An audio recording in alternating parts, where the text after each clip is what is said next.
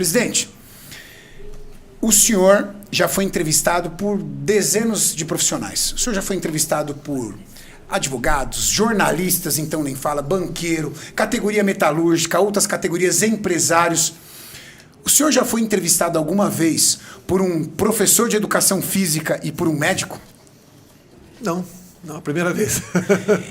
O senhor está preparado, então, para um podcast com perguntas diferentes? Vai ser um bate-papo, com toda certeza, né? Apesar de ser formado em educação física, eu estou fora de atividade há 40 anos, então não acompanhei a evolução, que evoluiu muito. Né? Então, o bate-papo vai ser legal, pode ter certeza. Vai. E eu queria começar com um tema assim um pouco polêmico, vamos dizer. Nós falamos muito em saúde. E o senhor teve um momento que o senhor passou a maior dificuldade de saúde da sua vida. Em 2018, o senhor foi vítima de uma facada. E essa facada levou o senhor a ver a morte de perto. Foi muito sério. O que eu posso dizer? Eu, me colocando no lugar do senhor, eu tenho 3 filhos. Então, se acontece uma coisa dessa comigo, vou até aqui até para isolar. Eu penso, quem vai cuidar dos meus 3 filhos? Mas, no caso do senhor, eu sei, o senhor tem 5 filhos. Só que o senhor tem 5 filhos e uma nação.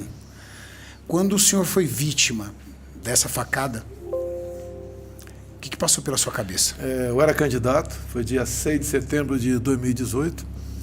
Eu entendo que eu vim do nada. Eu era um deputado de baixo clero, tá?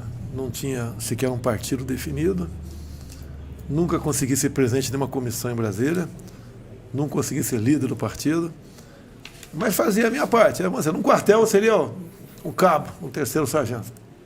Tá? Bem, resolvi vir candidato, a história é muito longa, e eu estava crescendo.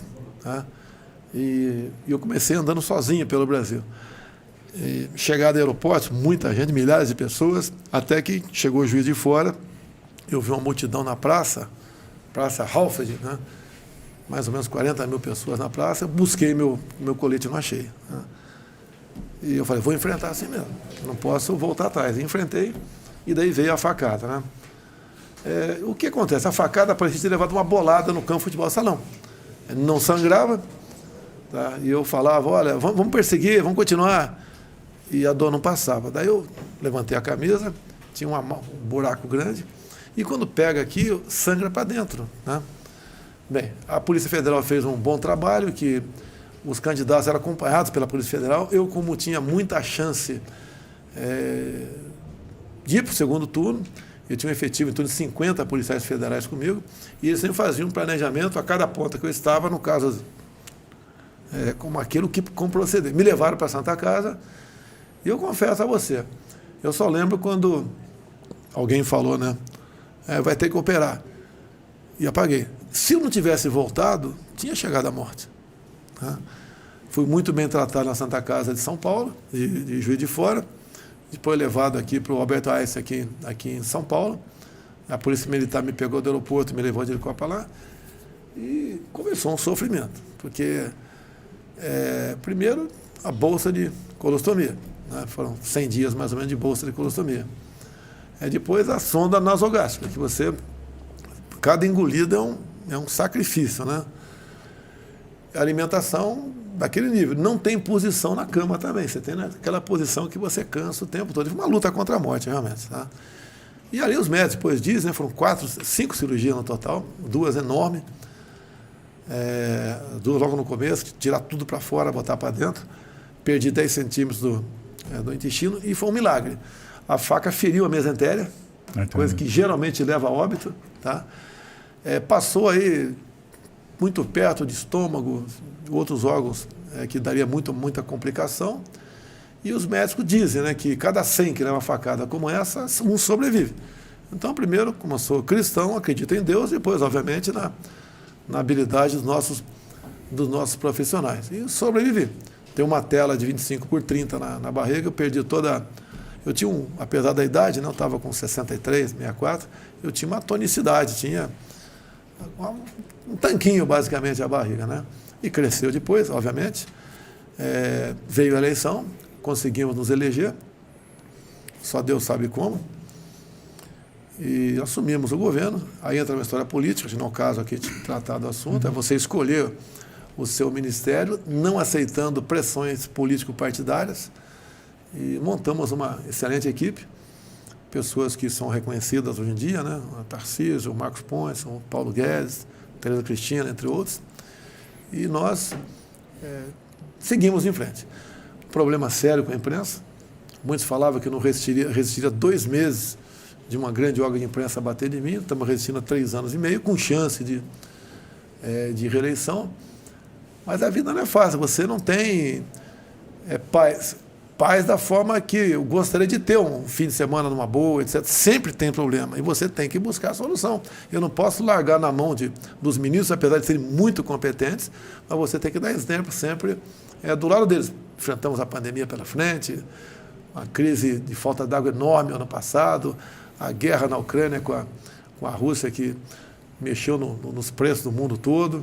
Tá? Mas vencemos isso, em grande parte, como disse para você, já que é a tua área aqui, dada a minha vida pregressa de atleta de alto nível, né, é que me fez, segundo os médicos, sobreviver e manter-se firme, né? Porque depois de uma certa idade, com todo respeito, se você der uma facada hoje, eu também, você vai reagir melhor do que eu, dada a minha idade. Mas vencemos isso.